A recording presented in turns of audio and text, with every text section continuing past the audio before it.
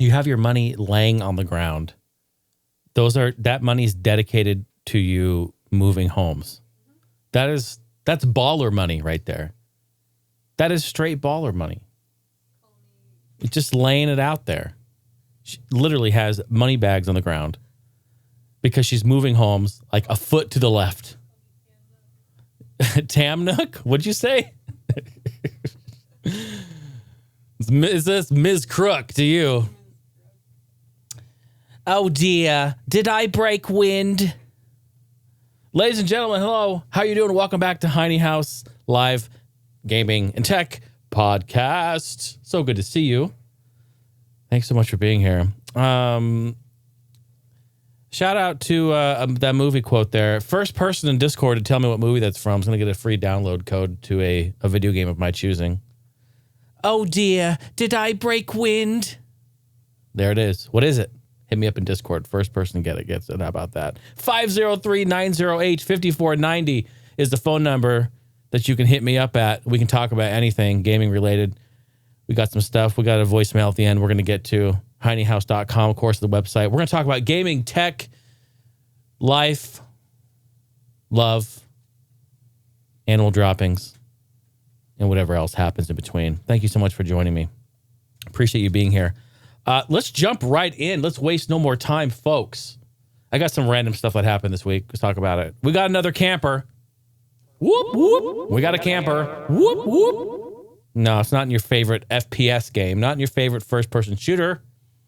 But at freaking Disneyland again. We have somebody that is camping at Disneyland. Wait, what is this? Richard. It's funny, his name's McGuire. Or McGuire. G-U-I-R-E. McGear. Richard, 42, was spotted at the Disney-owned property, Walt Disney World in Florida, which is currently closed. Of course, closed to the public. But he was there. He jumped in. He was camping. He was chilling. Listen to this. Okay, listen to this. Listen to the resources. This is some fuck all Disney money. This is what that is. Basically, Walt Disney Company called the cops. It's like, look, we got someone in here. We got to find him. That's some Walt Disney money. Look what happens. The police in Florida searched on foot, by helicopter, and by boat. I don't even know what the fuck I'm reading for this guy. Deputies then found him and said to him, hey, we've been using a loudspeaker to try to address you. And they asked him, why didn't you come out? And he said, well, I didn't hear anything. Because he was sleeping, he said. I didn't hear anything because I was sleeping inside one of the buildings on the island. He was on Discovery Island, which he referred to as a tropical paradise, according to the police report. And then according to the police arrest report, McGuire told deputies he was not aware that the property was off limits and that he had been camping there since Monday or Tuesday-ish. And that he was planning to stay there for a week. Stop it. Get some help. Get some help. Man, he's just trying to have a vacation, all right? Just trying to go on vacation. This is the second time that we've seen this. It was Disneyland in California last week. People, stay the fuck out of Disney, okay? When it opens, it opens. They're just partying. The Reginator is starting a new podcast. You may have heard this if you're a podcast listener, which, of course, you guys are. Reggie has announced a brand new podcast called Talking Games with Reggie and Harold, hosted alongside the award-winning author and journalist Harold Goldberg. Podcast is helping to raise money for the New York Video Game Critics Circle nonprofit and also raising money to help with COVID-19. The 7-part podcast will start to air mid-May, with those who donate to the cause getting early access to the content and being given a chance to ask Reggie questions for the show. There are other perks, too, which are explained on the podcast GoFundMe page, so go check that out if you want. Very, very cool. That's cool that they're doing a podcast talking about games and also helping out the community during this pandemic. Very, very cool. I went to read on some of the comments that people were posting about this, and I have the top 3 comments that I found. As such, here's one. I've never cared for podcasts much, but I would listen to Reggie give his opinion on living room furniture all day long. Another top comment that I read. Reggie could talk about what he did for breakfast for an entire hour and I would be fully invested. Looking forward to this podcast. And finally, a top comment that I saw on there. Reggie doesn't have time to finish the podcast. He has to go back and play Animal Crossing New Leaf on his Nintendo 3DS. Well, that's all the time I have today. I have to get home to play Animal Crossing New Leaf on my Nintendo 3DS. So funny. I don't think that will ever be old. Never let it down. The Reginator. The Reginator. His body's Reggie. Hey, folks, this podcast is going to air during May 4th, which is a couple of things. One, it's my brother's birthday, my younger brother's birthday. So, Kyle, happy birthday to you, sir. And also, it's May the 4th be with you. So, Star Wars Day. It's the made-up holiday that people made up, social media made up years ago. It's just the funny play on words, right? May the 4th be with you. Get it? Okay, yeah. We all know. But what's really funny about this is that Disney on Twitter tried to claim ownership of the hashtag. It's a real thing. I have a bunch of stuff I wrote down here for it. Disney has been accused of trying to claim media ownership of the popular hashtag May the 4th on Twitter. The company's streaming service, Disney Plus, encouraged fans to share their favorite Star Wars memory using the hashtag Monday. It followed up with a legal warning suggesting any user who tweeted the hashtag was agreeing to Disney's terms and letting them use their content. It then backtracked after a huge protest by fans and widespread mockery. Yes, you can imagine. Here's what it said. The hashtag, we already know what it means. The plan, I put it on here. Yeah, we know what that means. Great. Okay. They said on their post, by sharing your message with us, Disney Plus asked people to share like their favorite Star Wars memory with the hashtag May the 4th. They wrote, by sharing your message with us during May the 4th, you agree to our use of message and your account name in all media and our terms of service. What? Many fans rushed in as they were confused out of their minds. Like, what the fuck are you talking about? One guy said, you can't just scream terms of service agreement into the void and then assume everyone who does something falls in line with that. What are you doing? It's like yelling, just yelling obscenities everywhere. They then backtrack. They're like, the above legal language applies only, in all caps, to replies to this tweet using May the 4th. So they're saying not all, but just to anyone who puts it in this thread in a reply, trying to cover their tracks. Well, they should have worded that a little better originally because it basically sounded like they're claiming ownership of May the 4th. You can't fucking claim that. So funny.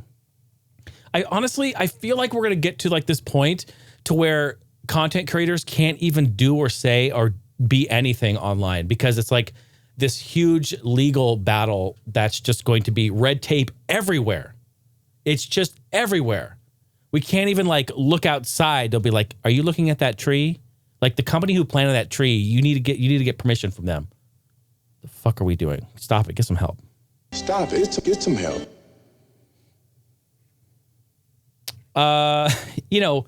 During this time when a lot of people are home or working from home, especially news reporters, there's a lot of news reporters who are doing interviews via Skype and Zoom, and everyone's at home doing work. Well, on ABC, on Good Morning America, there was a reporter that they were corresponding with who, well, it's not really that big of a deal, to be honest. I don't think it's that big of a deal, but he wasn't wearing any pants. And when they, panned out with the shot, you could see he wasn't wearing any pants. He said, "Hey, I'm working from home, and I didn't realize the camera could see that low on there." We have a picture of it here.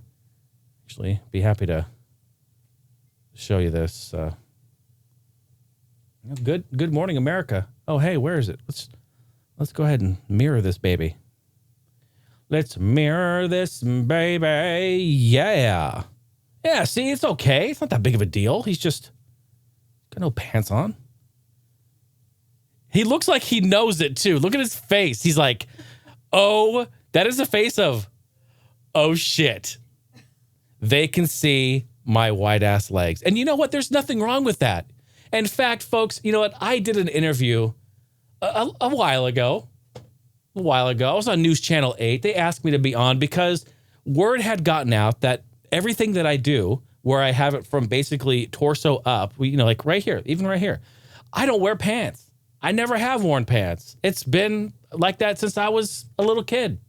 You know what? I was born naked. I'm going to die naked. All right? That's the way it is. And in fact, people don't even believe me. No one believes me, Steph. No one believes me. So I wanted to bring up, I actually have a photo of that interview. And we were talking about, you don't wear pants. Why is that? Do all gamers not wear pants? Well, here, I have the screenshot here.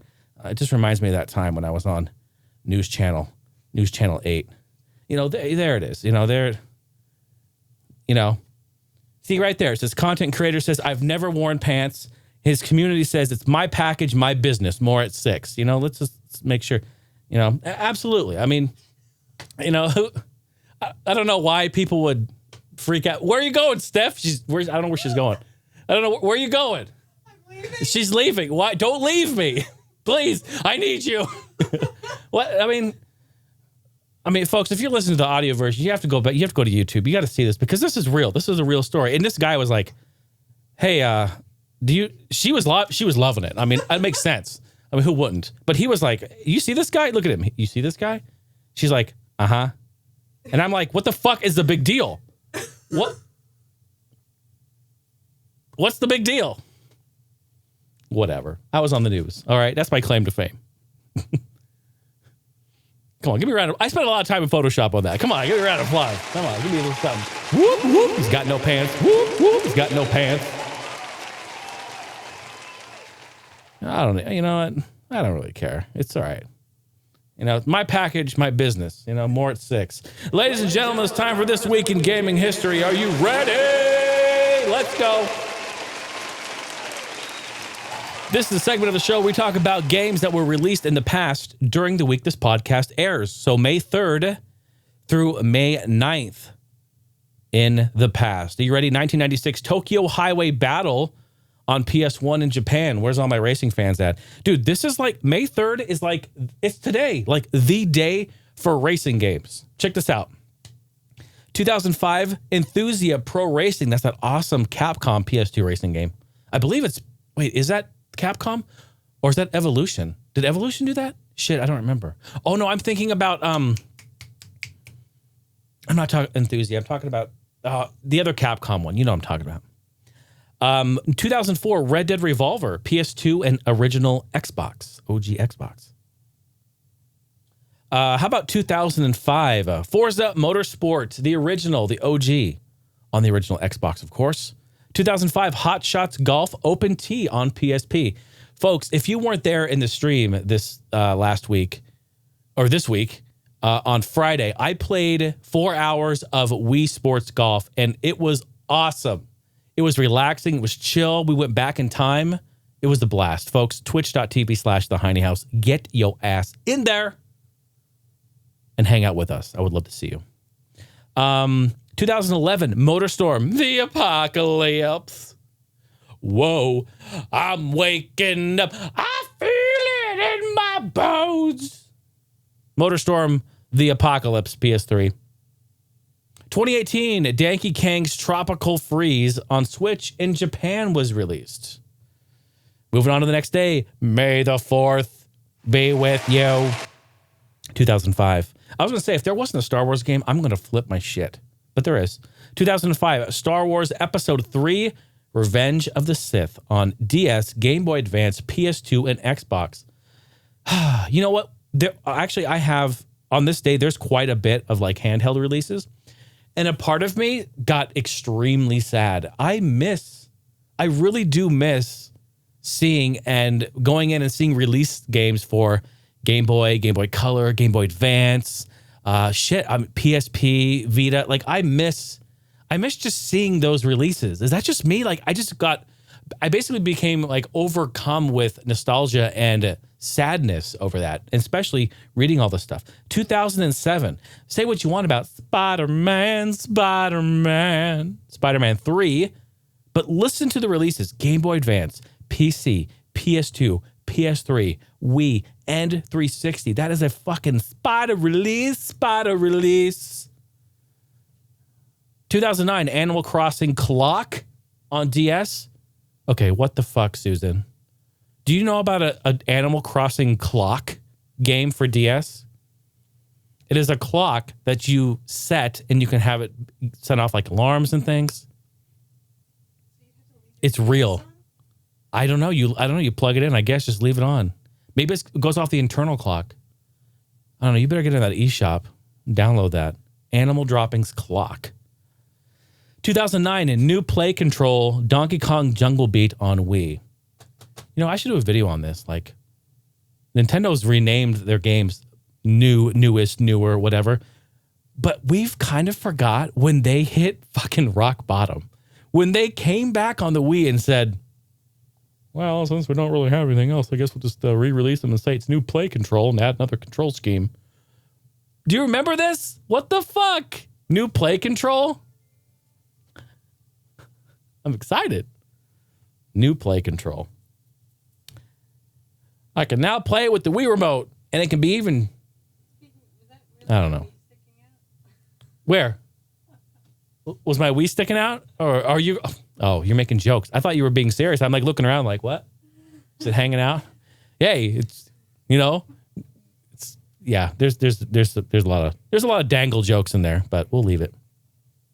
How about May 5th? Moving on to the next day, 1992 Mario Paint on Super Nintendo.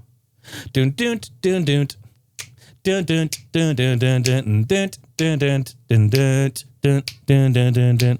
God, that music is so good. 1992 Wolfenstein 3D on PC. Oh my goodness, 92. Remind me, because I can't hear you, but remind me, yell at your speakers and remind me to tell a story about that at the end of this. That game changed my life. 2008 SNK Arcade Classics Volume 1 on the PlayStation 2 and PlayStation Portable. Moving on to the next day, May 6th, in 2001 Mario Party 3 on N64.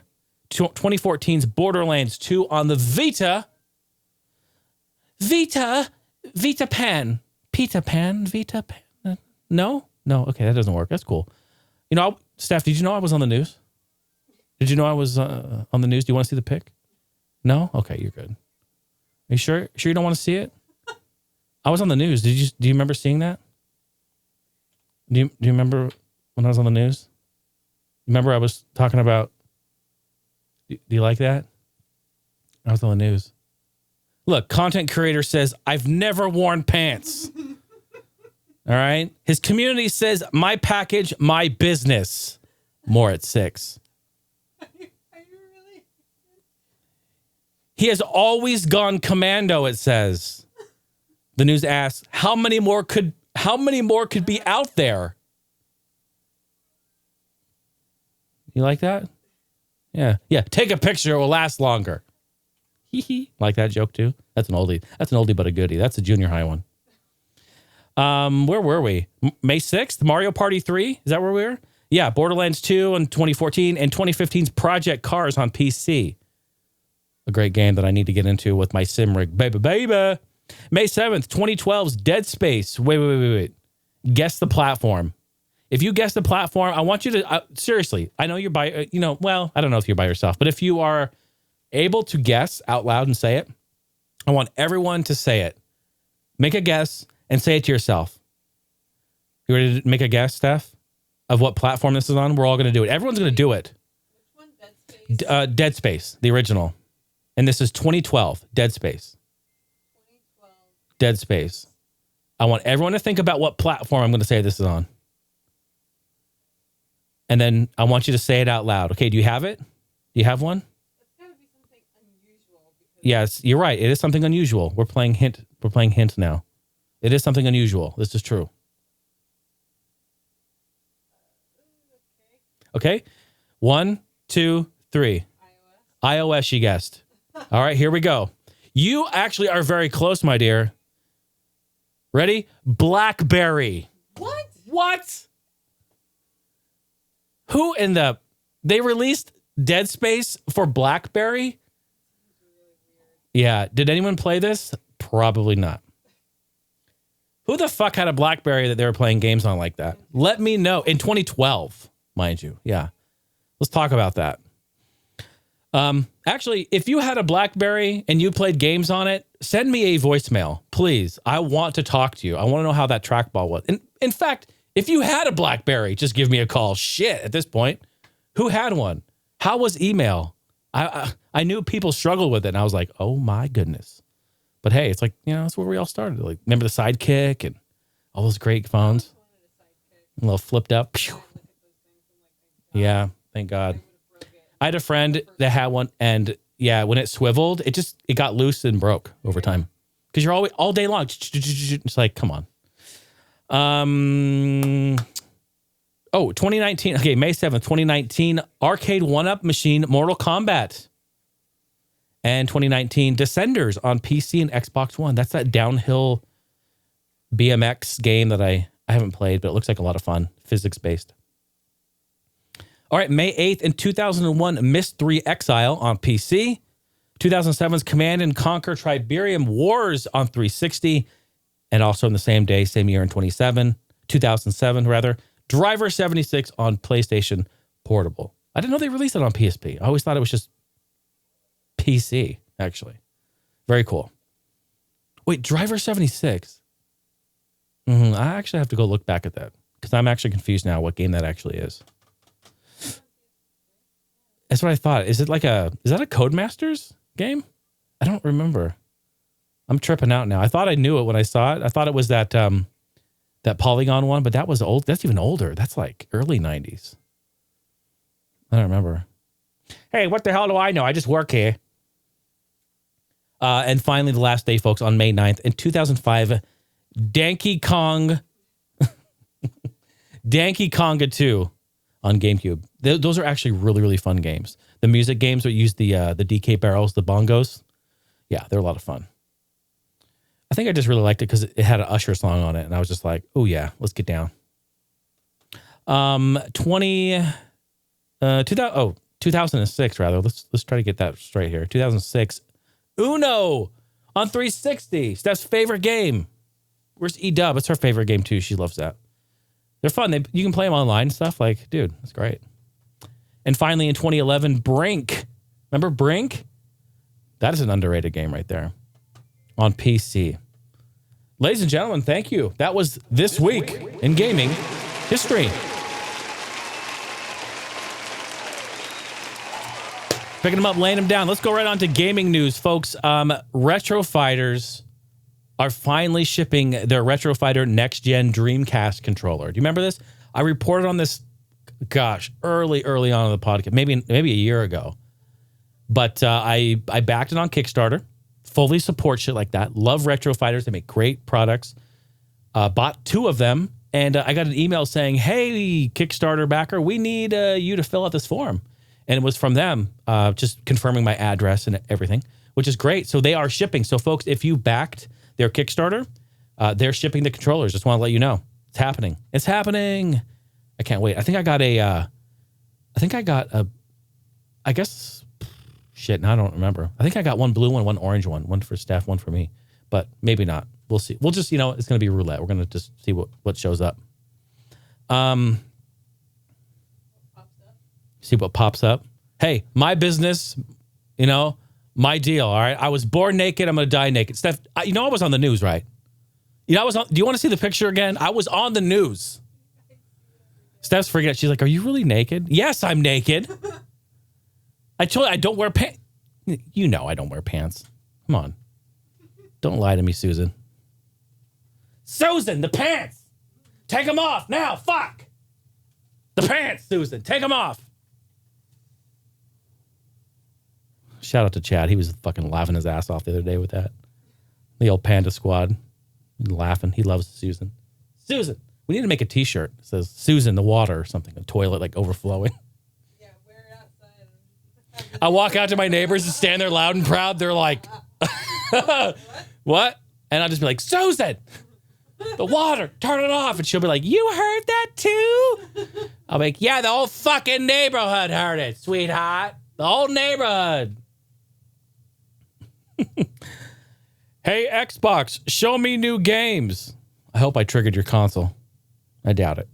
Xbox has announced that they will be giving a first look at next-gen gameplay of Series X games from its global developers partners during a special Inside Xbox on Thursday, May 7th. That's in a few days of recording this. At 8 a.m. Pacific Standard, 11 a.m. Eastern, Xbox announced the news via Twitter, gave no further information as to what games we can expect to see, but it is important, folks, to note that it is specifically related to global developers partners. So this is not first party. This is all third party stuff. It's not bad. I'm just saying, don't go in there thinking you're going to see first party stuff. It's going to be all third party stuff. But hey, we're going to see a first look at what's going to be available on Microsoft's next gen console. Very cool. So tune in to that.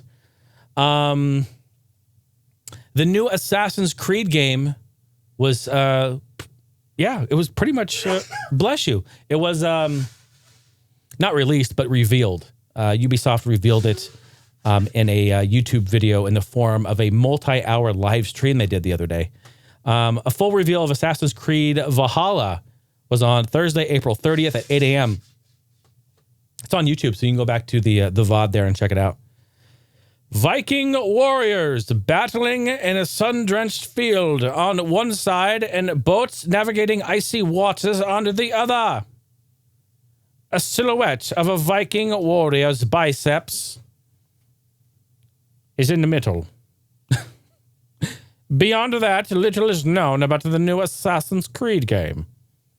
The game is slated to come out sometime in 2020 on unspecified platforms, but by the sound of it, it's probably going to be next gen and current gen.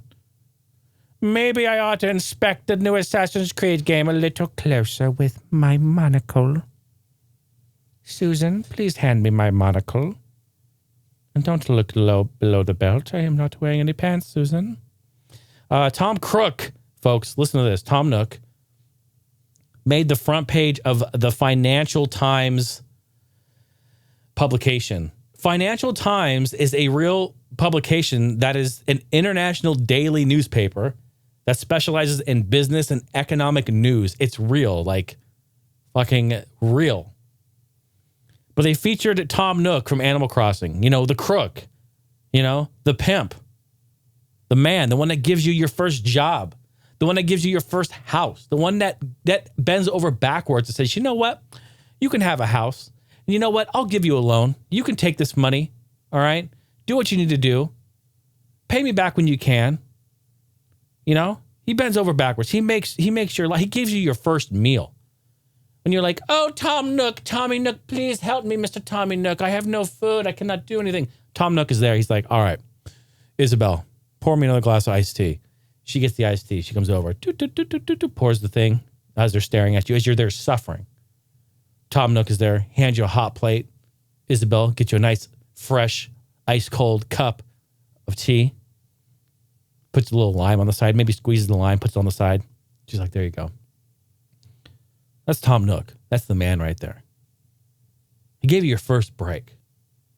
All right? Tom Nook giveth. Tom Nook taketh. That's pretty powerful. So powerful, in fact, he's on the fucking front of economic news, the Financial Times. And they even wrote the article like it's a real thing. I honestly don't know if it's a bunch of old people thinking that it's real or not, or it's just a big joke. But seriously, if you have no idea what they're talking about, you may think this is some real shit. It's so funny. I took a screenshot of it too. Article just reads like any other. And if you were simply just skimming through it, yeah, you're going to believe like, wait, this is real. This is fucking real. I got a picture. Look at this. You may need to pause your video if you want to actually go read the article. I'll leave it there for a second. But yeah, go pause it. You can kind of see it. They estimated 12 million players of the Japanese gaming groups Cartoon Fantasy Animal Crossing were informed last week about the move, in which the Bank of Nook slashed the interest on savings from 0.5% to just 0.05%. 1.9 million bells. It's the in-game currency. It can be bought online for about $1. Wait, what? You can't buy online currency for $1. You can't buy fucking bells. What the hell are you talking about? The abrupt policy shift provided fury that once solid stream of income had been reduced to a trickle. Quoted, I'm never going to financially recover from this, one player wrote on an online forum.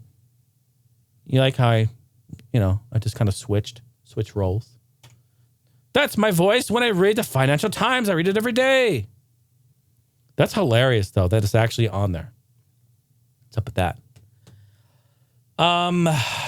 I played a game. I played SnowRunner. I actually streamed it yesterday on the SimRig Saturday. Another shameless plug on Twitch. Get out there. Whoop, whoop, whoop. SnowRunner, it's a physics-based game. Do you remember? Okay.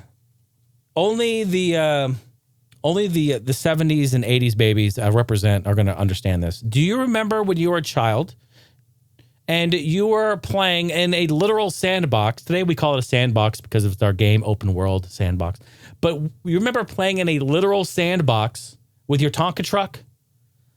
Yeah. You know what? Even if you had the plastic ones in the 90s, you know what? You get it. You get it. We had the big metal ones that we used to cut up our fucking hands on, the big hard plastic wheels that would go over anything when they were like real Tonka trucks. They didn't fuck around back then. But do you remember that? Playing with your Tonka truck in the sand pit, literal sand pit, filling it up, running around, and then dumping it, and then going back with a shovel, filling it up, and getting it all dirty and muddy, and running through there, and getting it stuck in the mud, and then trying to be like, and like four-wheel out of it. You remember doing that? Maybe a handful of you do. That is basically what this game is. There's a game called Mud Runner. Same people. And this is the sequel to that. Well, first there were Spin Tires. Then there was Mud Run. Or is it the same game? Mud Runner, Spin Tires? I think. I don't know. I never got into it. I really wanted to, but never did because I thought, man, I don't know how that will be with a controller. And then now that I have the sim rig and the wheel and everything, it's so fucking awesome. I love it. But I played SnowRunner, which is a sequel. It's set in Michigan. Starts you off in Michigan and like the backwoods and muddy and raining. And, it's really, really cool. Foresty. Very nice. Beautiful day-night cycle. It's incredible. And then also you can play in Alaska and go out there and get lost in the snow. It's beautiful. But it's a physics type game where you take your truck out and you start off with like an old 89 like Chevy CK 1500 pickup. And you go out there and you just try to deliver wood to the bridge, and then you fix the bridge and you do quests, the side quests. It's basically like an RPG. It's very, very cool. But it's very physics. Like there's mud. You have to go into four-wheel drive. You turn on all-wheel drive, four-wheel drive. You have diff lock. You can get out. You can winch yourself onto a tree, like winch, and then pull yourself out. Like it is a slow-going, very like methodical but satisfying experience. And one that, honestly, it's like when I played Baja Edge of Control a couple weeks ago. There's just no games that are really like that. There are no games that are like Spin Tires, Mud Runner, and SnowRunner. They're awesome. So if you really want that kind of almost relaxed, casual experience, yeah, it's not a racing game, but it features trucks, and it's brilliant. Love it. And we played it for like 5 hours last night. It was great. So yeah, come on by and say, go check the VOD. It's on Twitch. You'll see it. There's a company called Comfy Sacks. It's basically a beanbag manufacturer. Remember those beanbags? You guys had beanbags as a kid. We're going back to the 80s here. You guys remember that? My mom always bought us those. I had a blue one because blue is my color, and my older brother had red because red's his color. And they were they were like pleather, all right? Start the sentence with, it was made of pleather, and you're in for a problem no matter what you do on any product. But anyway, they were made of pleather. And they were like, they were kid-sized, but they were enough for you to sit on and actually get comfortable in. They weren't massive, but they were good size. And we found out that they were full of little tiny, almost like the size of hail-size foam balls. Little tiny, like the size of hail. And we found that out because we kept fucking jumping on them. Like we would play and we'd run and fall on them. And then it was like a bad night at Taco Bell, man. The ass end of that blew out when we jumped on it. And it just shot the foam balls everywhere. It was just like, poof, and it just went flying out. It was like, Susan, now Susan's pissed. Susan, the beanbag, it blew out. So yeah. Okay, side tangent. But a company called, I'm leading into something here. It's a beanbag manufacturer. They have compiled a list of the most stressful and most relaxing video games that they've surveyed. They surveyed 1,000 people, 1,000 gamers. They surveyed gamers and to come up with this list because I'll tell you what, it's not the very end, but they are trying to say, hey, a comfortable gamer is a less stressed gamer. Buy one of our beanbags. That's their sales pitch. But it was a really cool article to see, actually. So we wrote down some things on it, and here are some of the surveyed results. They surveyed more than 1,000, just over 1,000 gamers about the effects of gaming and being stressed out. Play along at home, folks. This is the Heine House beanbag. What's the most stressful game? Beanbag ass blowout edition. The most stressful video game. Are you ready for this? Can you guys guess? Go ahead and put your guesses in. The most stressful video game. Number 1, Call of Duty Modern Warfare. You guessed it. I know you already said COD. I know you said COD. You said fish and chips. I know. What about number 2? COD again. Black Ops 4. Yes. Pretty much the whole list is COD. No, it's not. It's just those two. And finally, the third most stressful game that they surveyed, Fortnite. Yep. Modern Warfare 2, Black Ops 4, and Fortnite. What are the components that make a game stressful? They surveyed a bunch of gamers for this one too. 62% said content difficulty inside the game. So the difficulty of the actual game content, which that's pretty high. That's pretty high. 47% of surveyors said online players makes them go fucking apeshit. Percentage of people admitting each of these as a result of stress. Okay, this one actually blew my mind. This one really fucking blew my mind. Here we go. 55% of surveyors said that they have yelled at another player in game. 55 said they've yelled at another player in game. 46 said they have yelled at a friend while playing. 33% said they have broken a controller. Let that sink in. 33% said they have broken a controller. What the fuck is wrong with you? 25% said they have yelled at their significant other. What? Literally. 14% said they have punched a hole in the wall. That is fucking crazy. 9%. That isn't even on here. Blows me. 9% they have said they have broke a console. They've actually broke the fucking console. Yes, I'm not lying. And 6% said they have ended a relationship over it. 6%. And finally, the most crazy one on here. Well, not the most crazy, actually. Those other ones are pretty fucked. This one, 5%. Only small 5%. But they've yelled at the game. Like they fucking screamed at their TV. That's what we're talking about.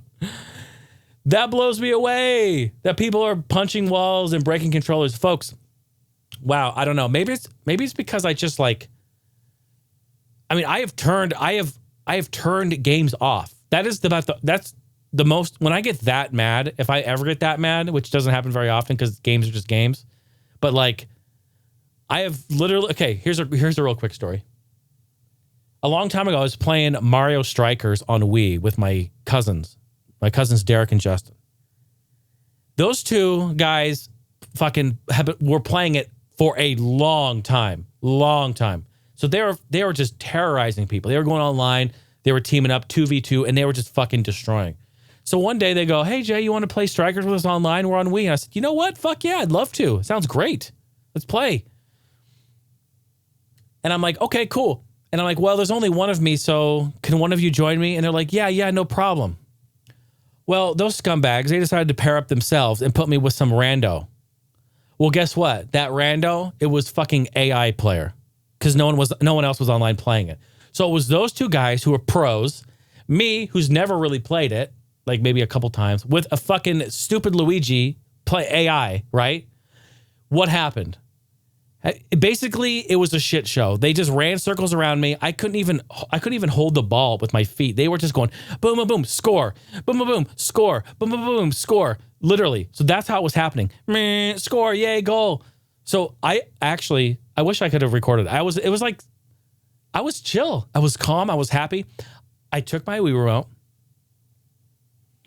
I set it on the table right in front of me. I set it down and I watched for like a couple minutes and then just, they didn't even notice I'm just standing there, not even moving. They didn't even notice. I'm just like, they were score.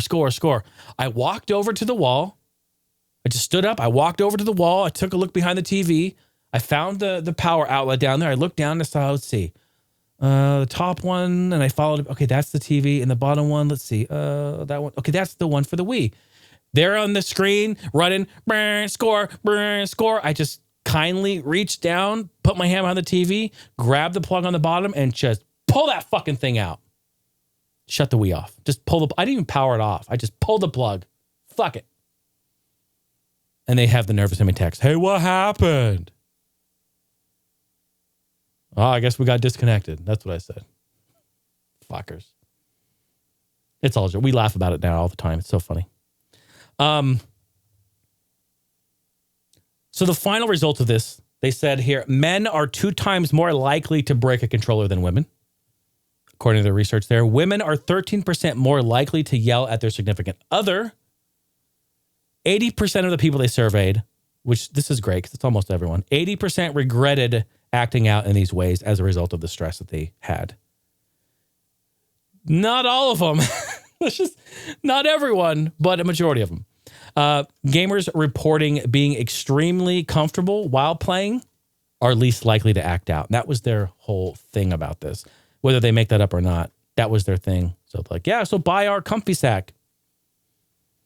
I'm not trying to give Comfy Sack a shout out, but I think your article was pretty cool. So yeah, there you go. Comfy Sack. Check them out.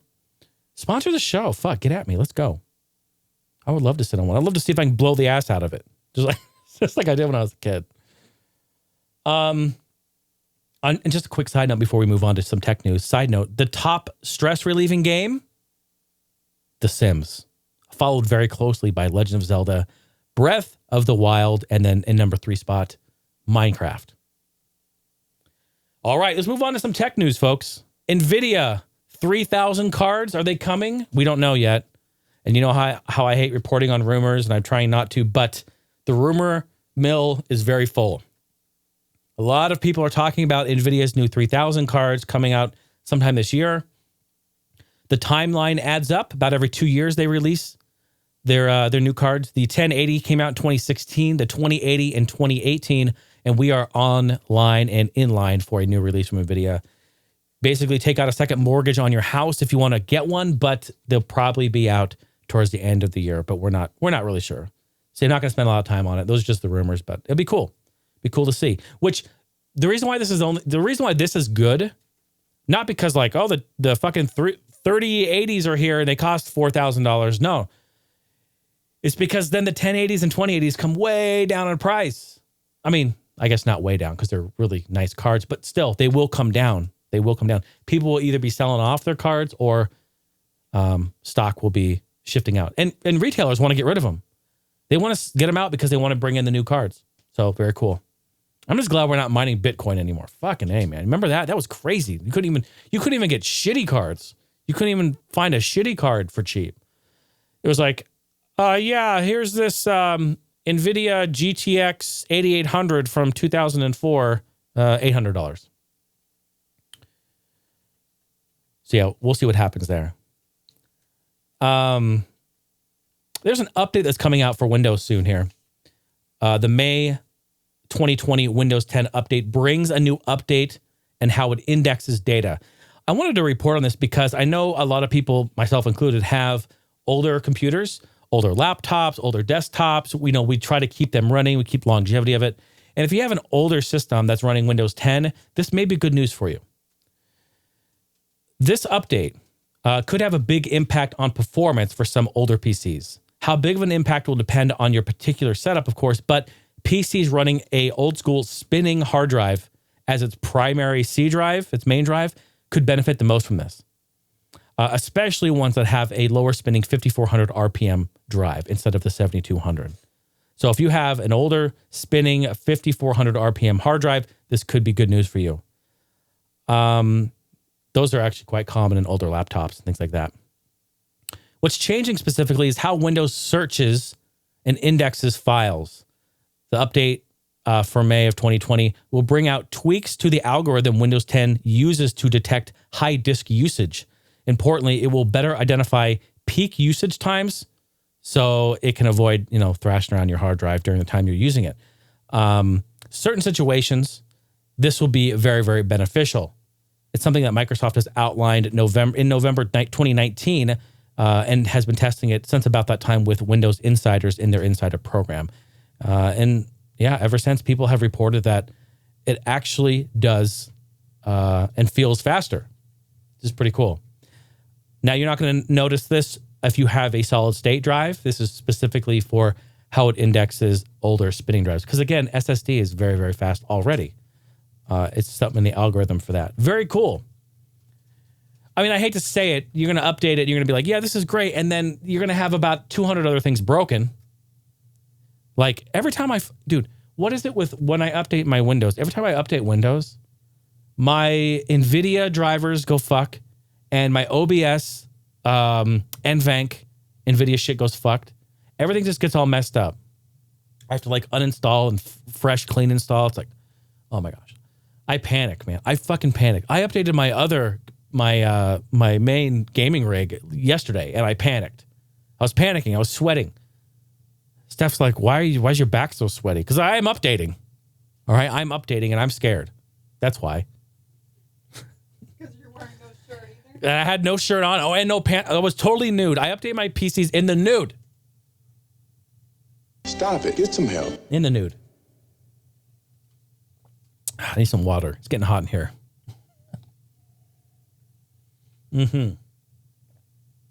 So be on the lookout for that update. Very cool.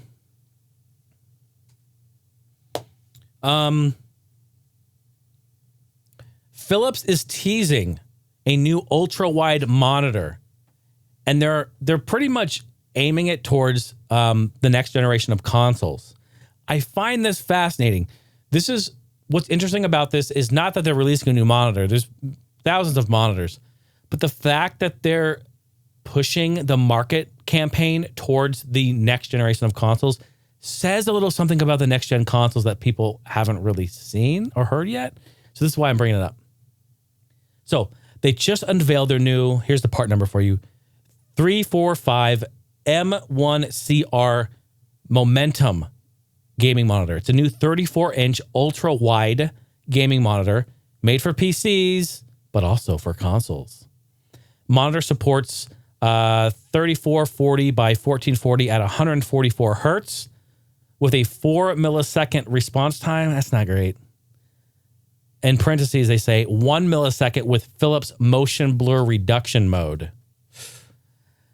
I don't know. I do not like any of the fucking monitor DSPs, folks. I do not like when they do that. Not for gaming. For movies and everything else, cool. But for gaming, I don't know. Why not just make it 1 millisecond anyway? I guess it's nice to give you the ability to turn it on or off, but 4 milliseconds, that's kind of high. But anyway, Philips on the description is asking gamers to buy their new monitor and get ready for the next generation of consoles so that they can, quote, take your console gaming experience to the next level. Also, console supports HDR. We know that the games support that. Yeah, we knew that. But Philips also is introducing their flicker-free technology so you can be gaming all night long without having to worry about your eyesight going out. So 2 HDMI 2 ports, 2 display ports, plenty of connectivity. It has a USB hub on the back that packs a single USB-B port that converts 4 USB 3.2 ports. So one of them can be supporting a fast charge for your phone. That's great. But the fact that they're supporting ultra-wide, the consoles haven't said anything about ultra-wide yet, have they? Here's the picture of the monitor. It looks nice. I like it. Sleek, clean, nice. I don't think any of them have announced anything about the specs of the video yet. I mean, yeah, they're like, oh, it can do 8K and all this sort of thing, but like they haven't really specified to say ultra wide, unless they have, and I didn't catch it. But yeah, very cool. Very cool stuff. Very, very nice indeed. And finally, I didn't get to it last episode because I hadn't tested it yet. And everyone's been writing, honestly, people have been writing me a lot about this. NVIDIA RTX voice. Thanks to everyone who wrote in to tell me about it and also ask if I had experienced it. Yes, I have, in fact. Now, I reported last week about Cusp being introduced on Discord. And although I do feel Cusp is good, that it's also free. It's a paid program outside of Discord, folks, by the way. But it is free in Discord and does offer benefits with their artificial intelligence on their noise suppression. Folks, we're talking about noise suppression now. But NVIDIA came through with a beta saying, hey, we're going to use RTX, the power of your RTX GPU. We're going to use that to bring out an AI noise suppression algorithm and feature that then in real time will do noise suppression. I tested it. It's phenomenal. It's fantastic. There's a little drama surrounding it. They say that it only works for RTX cards, which are the ray tracing cards. But people have figured out ways to modify the code or change some of the code. I actually haven't looked. People like writing me like, it works in other cards. It works in other cards. To where you can get it to work, evidently. But then I guess NVIDIA caught on and patched it out in like an update or something. There's a lot of drama surrounding that. I honestly feel, just from hearing that, just even knowing that it functioned with not having an RTX card, just the fact it functioned, I think it's horseshit that they're like, oh, it's only RTX cards. Just try to sell more RTX cards. Like, bro, come on. But anyway, I've used it and it's absolutely fantastic. It's crazy how good it is. Not only that, like I'm gonna try to shoot a video and post it on YouTube doing a comparison to show you. But literally, I could be sitting here talking to you like this, and I could have a vacuum and somebody next to me. I'm like yelling, screaming. Like I could have a dog barking. Bobo could be going ape shit, looking at birds across the street. Like we could have. This could be a completely noise infested room right now. And when I talk to you, you will hear my voice for the most part pretty clear. You could understand what I'm saying and you will not hear any of the other sounds. I know you think that's crazy, but it's real and it works. It's insane. So like I'm going to test, my plan is anyway, we'll see if I can make this come together. But my plan is to actually, I have an industrial car vacuum. And we have another vacuum in here. We have a carpet cleaner. We have a whole bunch of shit.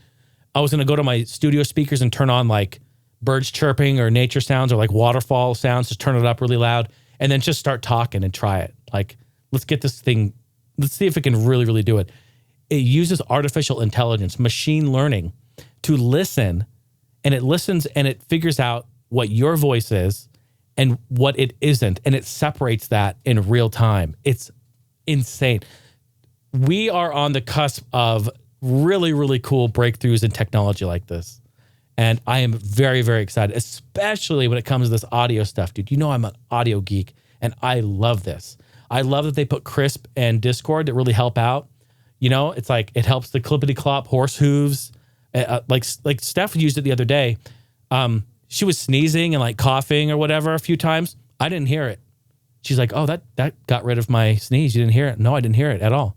So it like suppressed all of that, but we could hear her voice because it realizes that's her voice, but the sneeze wasn't. Like, it was way cool.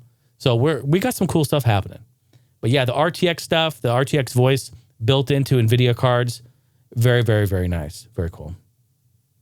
So yeah, so pay attention to the YouTube stuff. I'll see if I can get that out in maybe the next week or so. Very cool. 503-908-5490 is the phone number. Ladies and gentlemen, we're going to hop into the phone lines. And if you want to give me a call, I would love to talk with you. We'd love to talk games, talk tech, talk audio, talk whatever's on your mind. You can also email me if you're out of the U.S. and don't want to call. It's long distance. I totally understand. I've got the email for you, heinehouselive@gmail.com. There's the email. Hit me up, brah. Love to talk to you. 503-908-5490. Let's go ahead and hop on over to the voice line here and get her going. How about that, huh? Hello? Hello? You've got voicemail. That's right.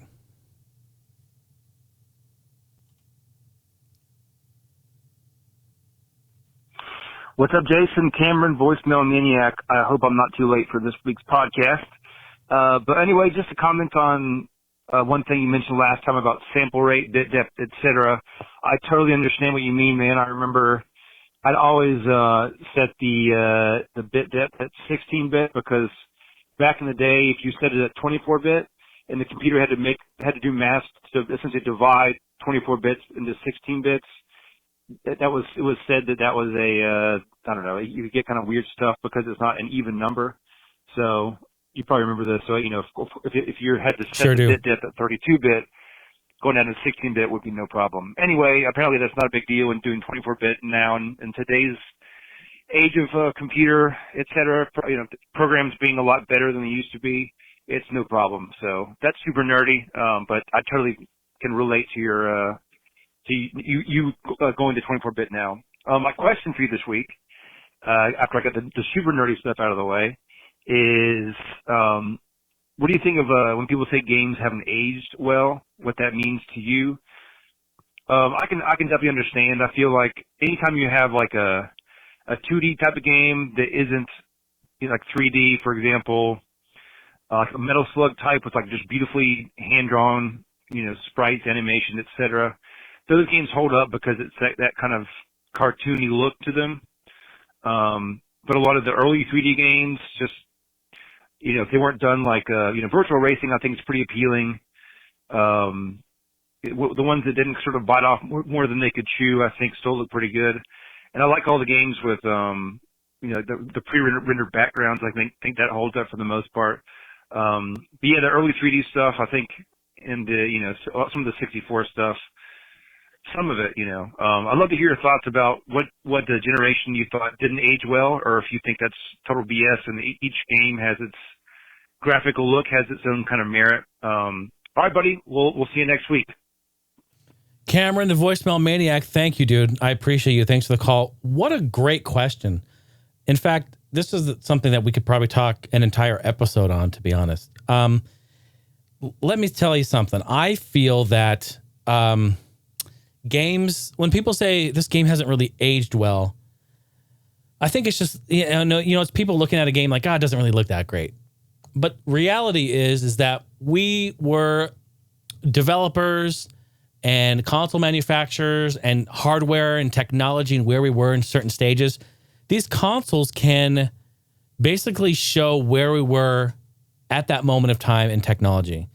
And it was the software developer's job to try to figure out the best way to optimize their software for that hardware. And in some cases, it became very difficult, especially Nintendo had this challenge a lot back in the day. And you'll even see, like, there's lots of reviews from developers back in the day talking about, like, the games they used to develop back for the consoles and this and that. Sony with their PlayStation 1, you know, once we moved from 32-bit, 64-bit, you know, we were going from 8-bit to 16-bit and, like, the transition period. So we have something like that to where, okay, we have a new console, we have new technology, we have a new standard of doing things, new way of doing things. And it becomes difficult. And so these software developers are trying to make software that works with this new hardware. And in especially the early days, it's very much like trial and error, try to figure it out. So you find that as the console life goes on, the software ends up getting better, right? I mean, you see that. Go look at any like last release for any console anywhere, unless it was some like budget one-off shovelware thing. Go look at the games, because usually by the time the console's lifespan is at its end, the developers have figured out the best way to optimize and make software that's great. So to kind of answer your question about what generation of consoles I feel don't age very well, I don't think the PlayStation 1 looks too terribly good. We had a lot of issues with PlayStation 1 with textures and scaling. There was a lot of issues with where, and excuse me, I'm not a developer on that side of things. I don't actually make graphics, so I don't have the right terminology for that. But like where textures butt up to one another, there's a lot of people call them jaggies. Like it's very jagged, it's very rigid, and things don't really scale properly. Like when you get really close to a wall and you almost can see the wall kind of transforming and warping. Again, it's a limitation of the PlayStation hardware that it was unable to do, where maybe other consoles could do it and make it look smooth and nice. And we get to that point, of course, but I think it adds, even though it may not have aged well, it doesn't look great today, maybe blown up on a big TV, it looks kind of awkward.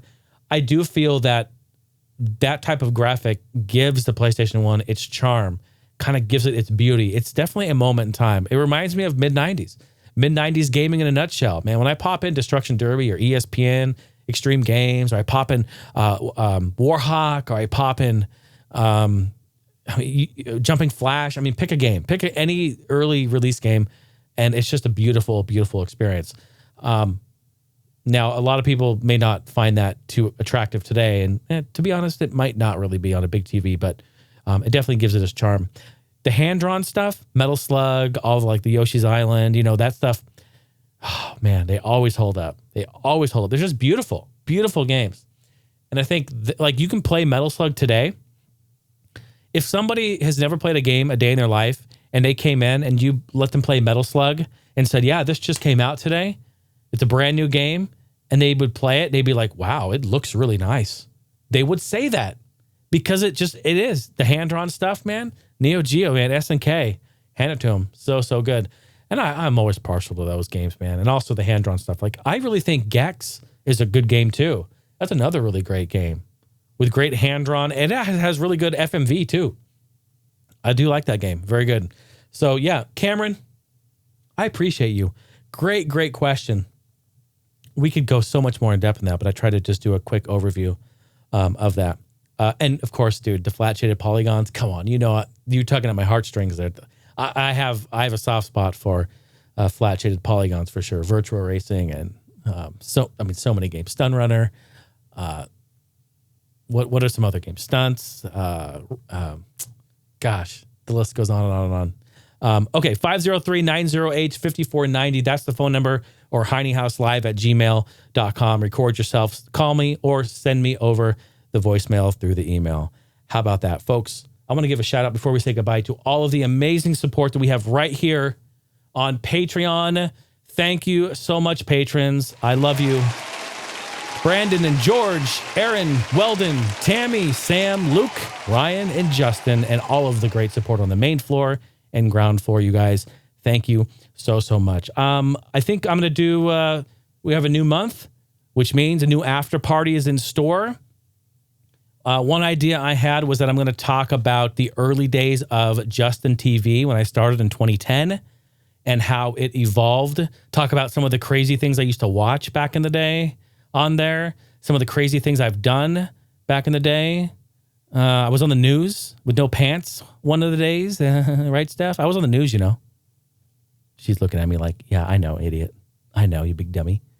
So yeah, I want to talk about my history with Twitch and streaming, my DJ sets, my live drums. I mean, I've done a lot of I've done so much varied content on Twitch and Justin TV for that matter. And so I think I'm going to spend a little time and really just go back through the history and talk about it. And if you have any other ideas, patrons, please hit me up in the Patreon Discord or directly on the site. And if you want to hear something, I'd love to talk about it. All right. Hey, it's been fun. Thank you so much for being here. HeineHouse.com is the website. And before we say goodbye, I'm actually going to play a song for you on our way out. It's going to be a remix that I just recently did. I actually took an older song that was on my Nothing's Forever album in 2012.